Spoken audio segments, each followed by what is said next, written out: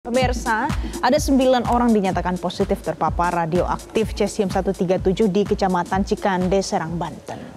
Ada juga berbagai upaya penanganan yang dilakukan. Lantas apa bahaya dan juga langkah untuk dapat menangani paparan ini?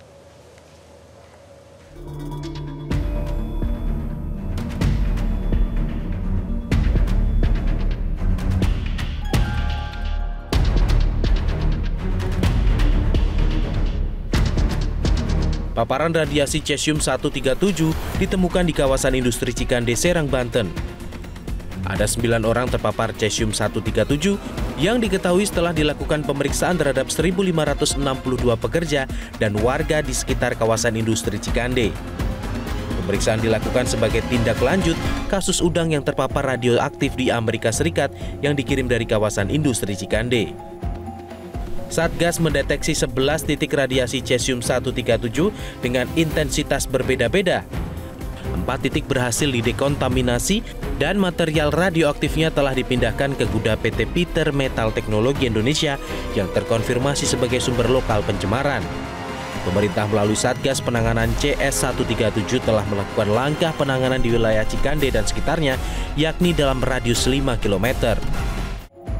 Mantan Kepala Batan Jarod Sulistyo Wisnubroto mengatakan salah satu pencegahan untuk mengurangi paparan radioaktif ini adalah dengan melakukan isolasi di suatu tempat tanpa harus menunggu bahan kimia untuk didekontaminasi.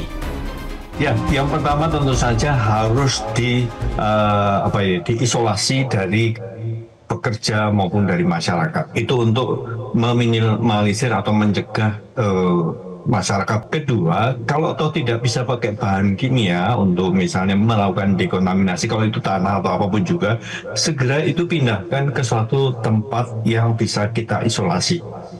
Kita kan belajar dari kasus Batan Indah tahun 2020. Mungkin para pemirsa ingat 2020 terjadi juga kontaminasi cesium-137 di suatu perumahan. Nah itu langsung tanahnya kita pindahkan ke suatu lokasi di tempat penyimpanan sementara di Serpong.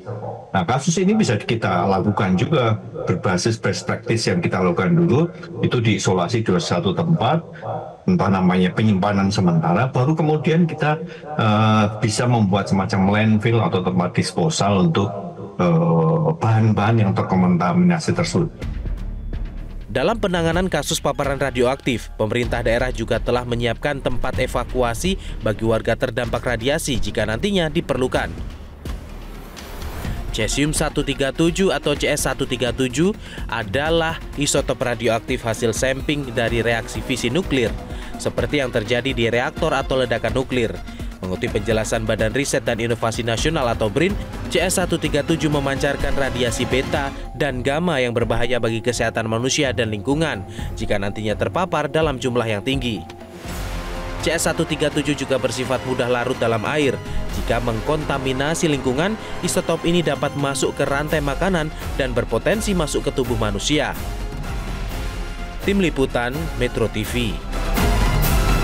Jelajahi cara baru mendapatkan informasi. Download Metro TV Extend sekarang.